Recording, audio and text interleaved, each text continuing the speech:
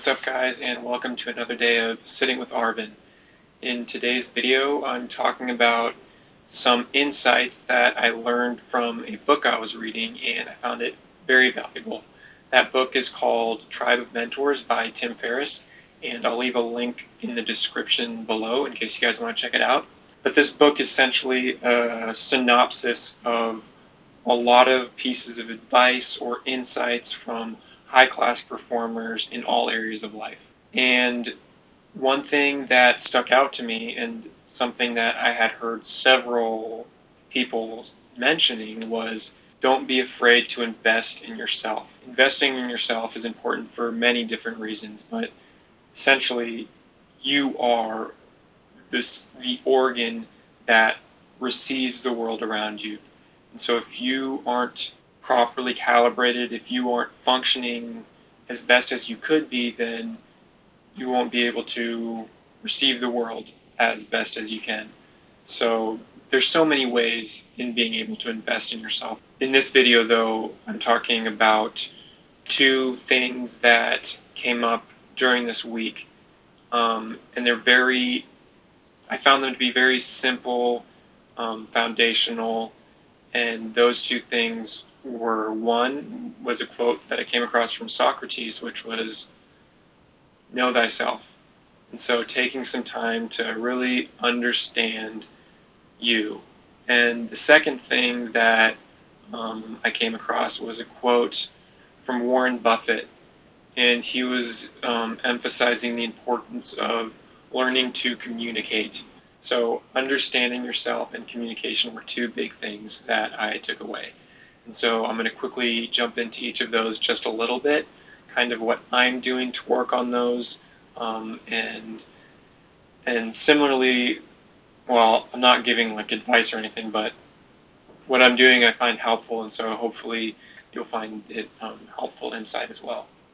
The first thing that I was working on was reading through this book called What Happened to You? Conversations on Trauma, Resilience, and Healing. And I found this book very helpful because it showed how people's difficulties and upbringings affect them as they are now. And so oftentimes I'll get hard on myself for not being the way that I want to be. But realizing that that is for a reason, realizing the chain reaction from a distant past event and how that is affecting me now. And the way that I relate this to an easily understandable way is seeing yourself with a bodily injury. If you have a broken leg, don't be too hard on yourself for not being able to walk fast. Take the time to be able to heal your injury and move forward. And sometimes you might walk with a limp, and that's okay, but taking the time to understand yourself and doing what you can to heal, I think is huge. And that's the first step that I saw in being able to understand myself. The second thing I'm doing, which is still a work in progress, but I got a book called How to See Yourself as You Really Are. So I started this book just because it really nicely fit that description of understanding yourself, but also it was written by the Dalai Lama. So when I saw that, I was like, oh, this is probably going to be at least interesting, probably quite insightful as well. And then the third thing I'm doing is this very simple practice. Every morning I start my day with a small time of silence, and as I'm still, I ask myself, what is it that you really want? And I kind of ask that to stimulate my subconscious and to see what is the motivation behind my strivings. So oftentimes I could be chasing after something only to find out that the object wasn't really something that I wanted, but it was something deeper.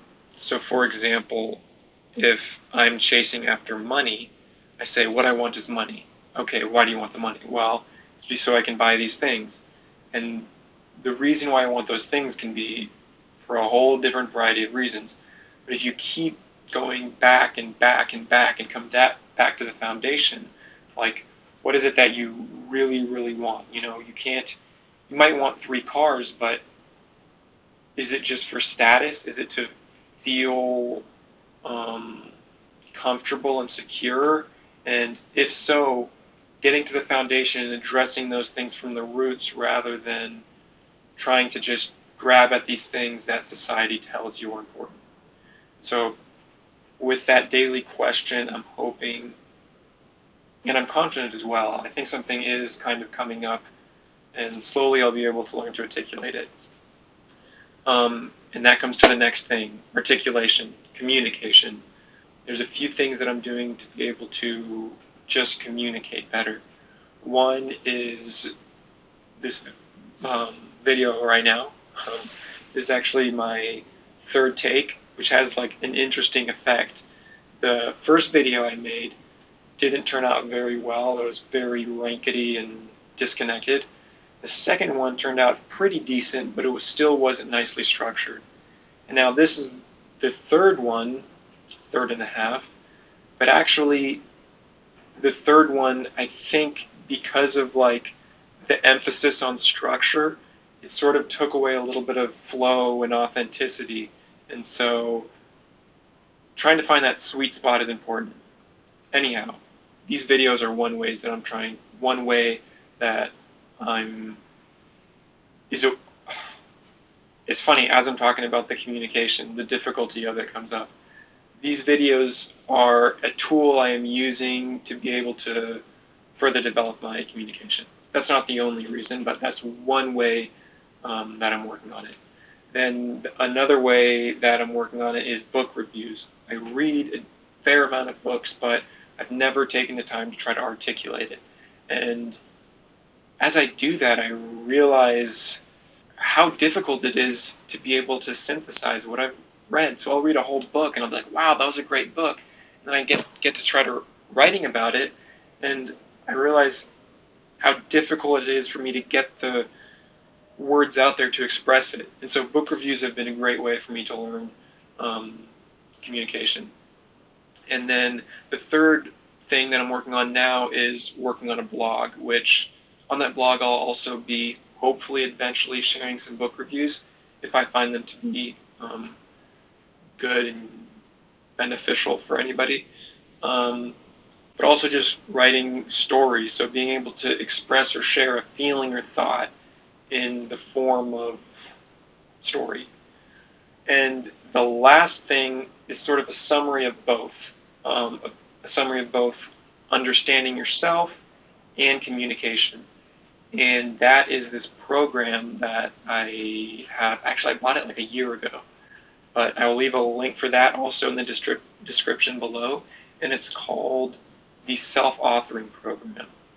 And it's very simple, basic structure, but it has 4 parts where it has you write about your past to help better understand yourself, and then writing about your future to help you better see where it is you want to go and the steps that you need to or want to take to be able to get there.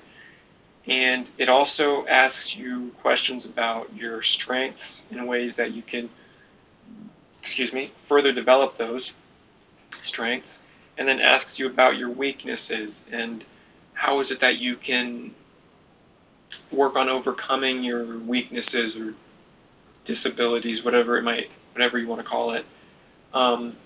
So those 4 things are discussed on the self-authoring program, and I'm taking some time every day to think about my strengths, my weaknesses, where I want to be, where I come from, and thereby give a deeper understanding to this person, this body that I am using to navigate the world for the rest of my life. In summary, investing in yourself has been a piece of advice from a lot of different high-performing people in a lot of areas of life.